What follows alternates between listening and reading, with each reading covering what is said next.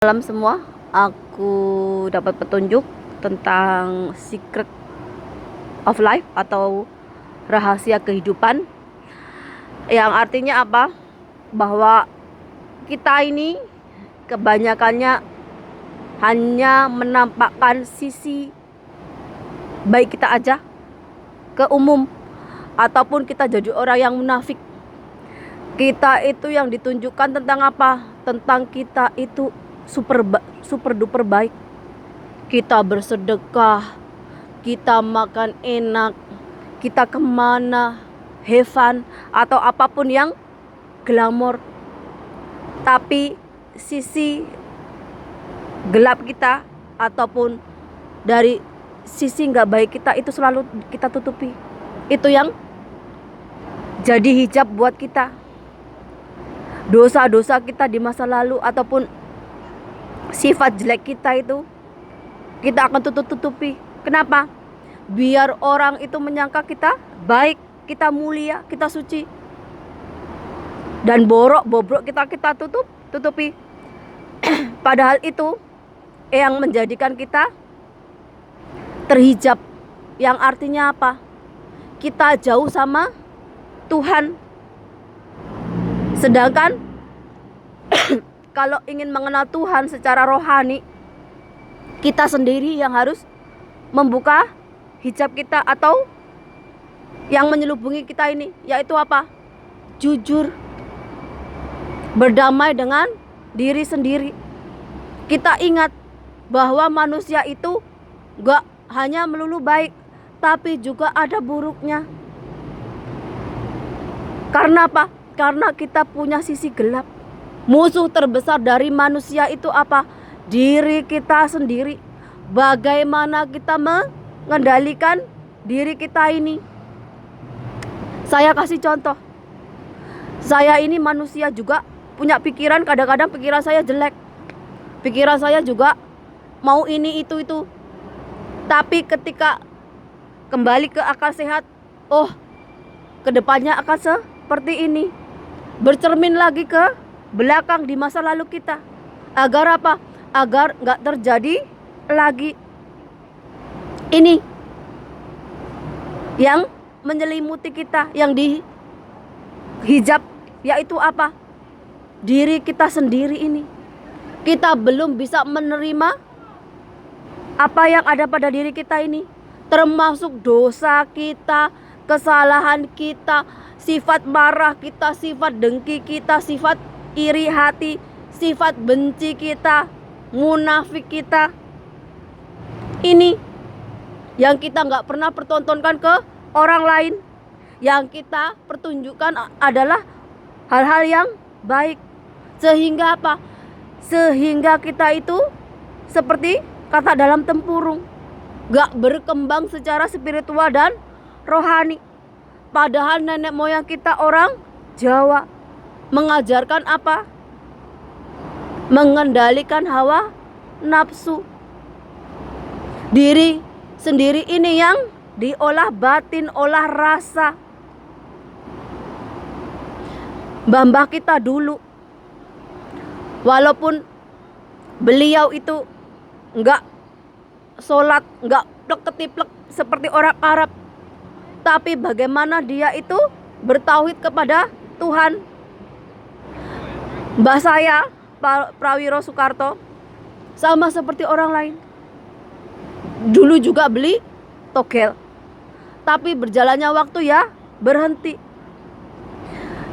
Dia dari bersawah dan jualan kerupuk untuk menghidupi anak 8. Susah payahnya seperti apa? Nerimo pandem, apa yang ditakdirkan Tuhan dia terima. Anak 8 besar-besar. Zaman sekarang mana ada yang kuat anak 8 cuman bertani dan jualan kerupuk pakai sepeda ontel itu jauh berkilo-kilo. Orang zaman sekarang anak 1, anak 2 aja udah gak kuat. Pergi merantau untuk ngidupin anak seperti saya. Kalau enggak, segala cara dilakukan. Termasuk apa? Menggunakan cara-cara yang gak halal dalam mencari duit. Karena apa? Karena kita gak punya sisi spiritual dan rohani untuk tetap kuat dalam jalani hidup. Zaman sekarang gengsi untuk bertani ataupun kerja kasar. Padahal kalau ke negara orang, ke Jepang, ke Taiwan ataupun ke Korea, mereka juga bertani, ke Eropa juga bertani di perikanan. Tapi kalau di Indonesia gak jadi. Kenapa? Karena di Indonesia semuanya mahal. Mau cari kerja nyogok dulu, sekolah biaya tinggi, mau kerja nyogok dulu. Nanti kalau udah kerja, gimana cara mbak balikin modal? Ya korupsi, ya nepotisme.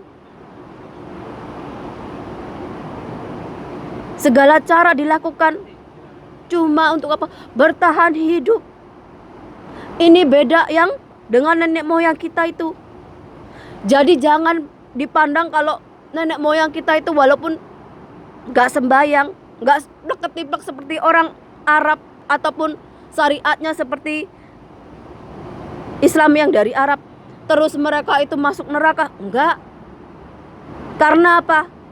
Karena tauhid mereka itu melalui hakikat kehidupan, melalui takdirnya. Seberat apapun ujian kehidupan itu, mereka ridho dan ikhlas. Karena apa? Karena itu yang diberikan Tuhan. Makanya mbah-mbah kita dulu, mbah-mbah saya dulu, nerimo ing pandom, gak kakean pola, gak perlu nyari hal-hal yang gak halal ataupun menindas orang lain, menzolimi orang lain. Hanya untuk apa? Hanya untuk mengisi perut. Ini yang kita tinggalkan dari nenek moyang kita ini.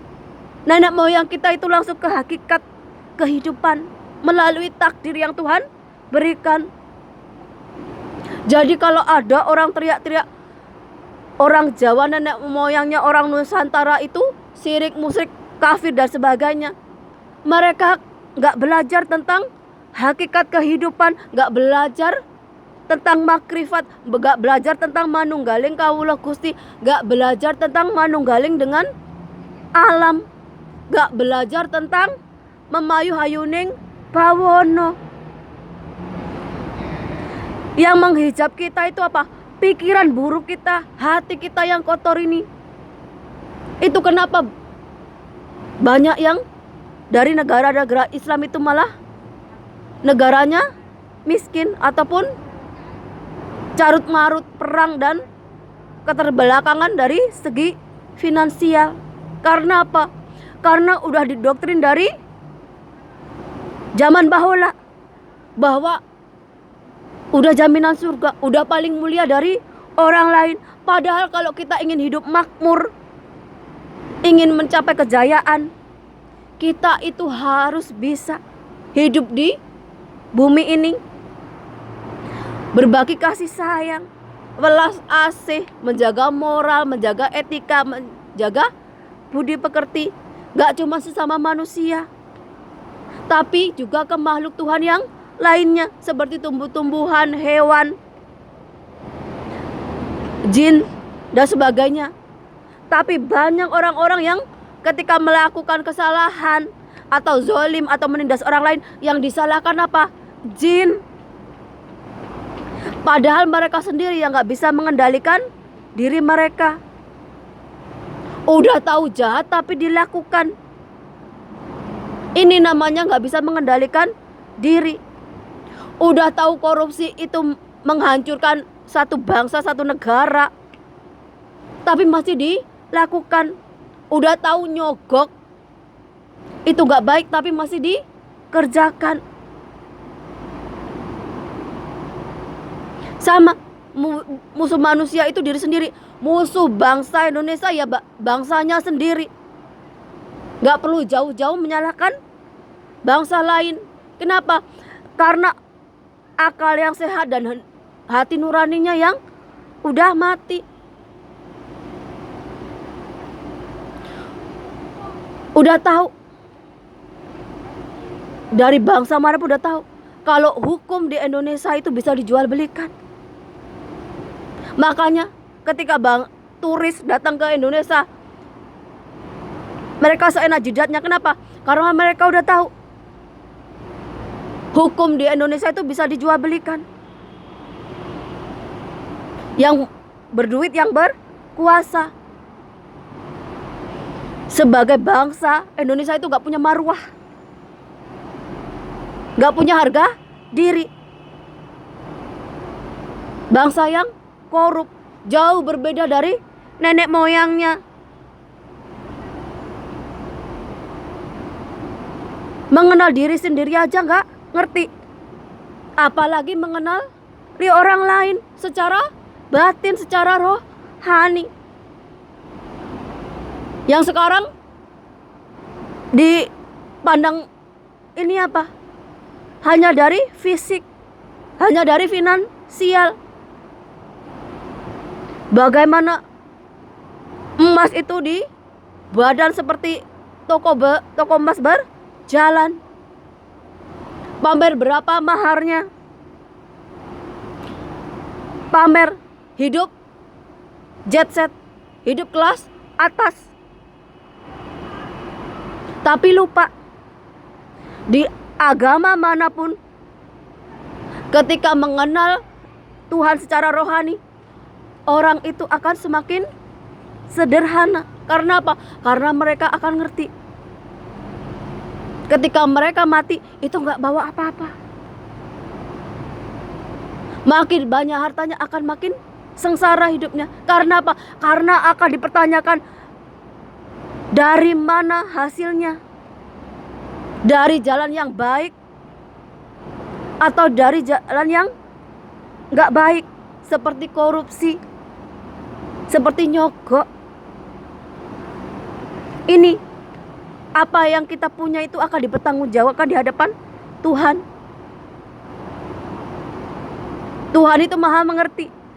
Kalau kita udah mencapai ke titik kesadaran, di setiap langkah, di setiap nafas, ketika kita melakukan kesalahan, kita ngerti kalau Tuhan itu akan mendatangkan teguran, akan mendatangkan hukuman. Agar apa? Agar kita ngaji diri, agar kita memperbaiki diri, agar gak mengulangi kesilapan yang lalu. Sama, saya dulu juga jahat, berbuat dosa, gak baik. Tapi ya karena saya gak baik, itulah saya bertemunya orang-orang yang gak baik. Dan saya berpikir, saya gak mungkin hidup seperti ini terus. Kalau saya tiba-tiba mati gimana? Makanya memperbaiki diri. Kalau diri udah baik, kita juga akan dipertemukan dengan orang-orang yang baik. Gimana kalau kita bertemu dengan orang-orang yang toksik? Biasa aja. Karena apa? Karena kita bisa mengendalikan diri. Kita gak akan terpengaruh dengan orang-orang di sekitar kita. Tapi ketika kita melihat yang namanya ketidakadilan, ketidakbenaran, bagaimana menindas orang lain, karena kita punya hati nurani.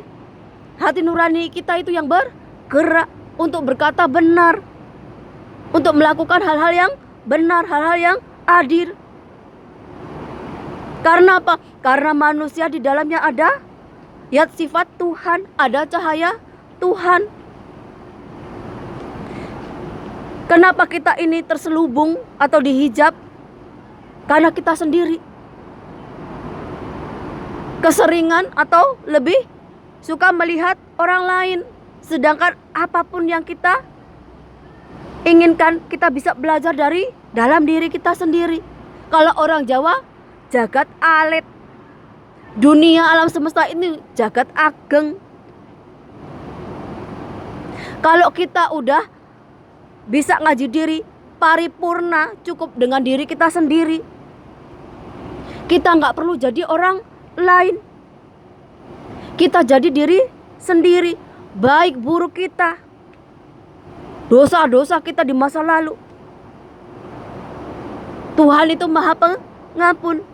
Tapi kebanyakannya ketika orang itu udah diberi pinter sholawat, pinter zikir, ahli kitab, ahli ini, lupa tentang apa? Tentang sebagai manusia, bahwa manusia itu gak luput dari dosa dan kesalahan. Orang kalau udah begini gak mau ngaku salah, gak mau ngaku berdosa, merasa lebih mulia dan suci. Sehingga apa? Jangankan dengan agama lain ataupun bangsa lain, suku lain, dengan sesama agama, sesama suku, pasti akan bilang sesat, menyesatkan, kafir, mengkafirkan. Padahal apa? Dia nggak tahu bahwa setiap ilmu itu ada tingkatannya. Orang Jawa, nenek moyang kita itu, kata-kata itu dipegang. Sabdo Pandito Ratu, kata-katanya itu seperti sumpah. Sampai ke langit ketujuh ya, sampai ke dasar bumi, inti bumi. Tapi kalau orang sekarang gak kira ulama, gak kira pejabatnya, main sumpah-sumpah. Padahal apa? Perkataannya sama perbuatannya gak sama. Saya juga manusia, kadang-kadang saya juga bohong ke teman. Kenapa? Karena gak enakan. Tapi apa? Tapi saya gak akan melakukan sesuatu yang saya gak sukai. Karena apa? Karena segala sesuatu itu pakai rasa, pakai batin, gak asal-asalan. Ini kenapa banyak yang hobi tawuran, hobi bunuh-bunuhan, dikit-dikit bawa parang. Pemerintahannya yang korup, pemimpin yang gak adil, menindas orang lain, menzolimi orang lain. Ada di Indonesia itu. Kalau zaman dulu ya, zaman jahiliyahnya tanah Arab, mengaku sebagai mercusuar dunia atau menjadi lebih baik lagi. Kalau makmur, rakyatnya itu gak kemana-mana tuh cari makan, anteng di tanahnya sendiri. Kenapa? Karena makmur, hidupnya aman, terjamin, pemimpinnya adil, bijaksana, bener lampah lakunya. Tapi enggak, pemerintahnya korup, pemimpinnya enggak bener, rakyatnya kabur kanginan. Kalau banyak bencana alam, terus nanam apa itu gagal panen, banyak musibah, itu seperti rahmat yang dari Tuhan itu dicabut. Karena apa? Karena kalian itu disuruh sadar diri, punya akal sehat dan hati nurani. Oh iya, kalau aku korupsi nih, berapa orang yang terlantar gara-gara aku korupsi. Oh iya, kalau aku gak punya sifat adil, banyak orang-orang yang lemah tertindas, orang-orang yang terzolimi. Oh iya, kalau aku gak bijaksana, rakyatku nanti bagaimana? Ini yang dilupakan dari orang Indonesia. Yang dikejar apa? Harta, harta, harta, kemaruk, serakah, tamak. Kalau udah penyakit ini, nanti Tuhan yang turun tangan. Kenapa? Orang tamak, orang serakah, ini cuma Tuhan yang bisa menghapuskan. Karena apa? Karena gak mempan dinasehati. Karena apa? Karena merasa dirinya Tuhan. Ini kalian bisa lihat, kalau rahmat, hidayah, berkah itu dicabut dari satu bangsa, dari satu suku sama Tuhan, akan banyak wabah penyakit, akan tanahnya nggak subur, apapun yang ditanam nggak jadi, bencana alam di sana sini, cuaca yang nggak menentu. Karena apa? Karena alam semesta ini ciptaan Tuhan, wujud nyata yang kita bisa rasakan, kita bisa lihat dari kebesaran dan kekuasaan Tuhan. Banyak tanah-tanah Arab itu yang korban-korban perang itu, yang hidupnya rakyatnya miskin, lontang-lantung. Kenapa? Karena peperangan nggak hanya merusak sistem kehidupan, merusak alam, ya merusak sistem kemanusiaan. Dicabut rahmatnya sama Tuhan. Sampai mereka mau berubah. Selagi mereka nggak mau berubah, bangsanya, negaranya, iya tetap seperti itu. Perang, perang, perang, dan perang. Sampai musnah lah keturunan mereka. Sama seperti kita.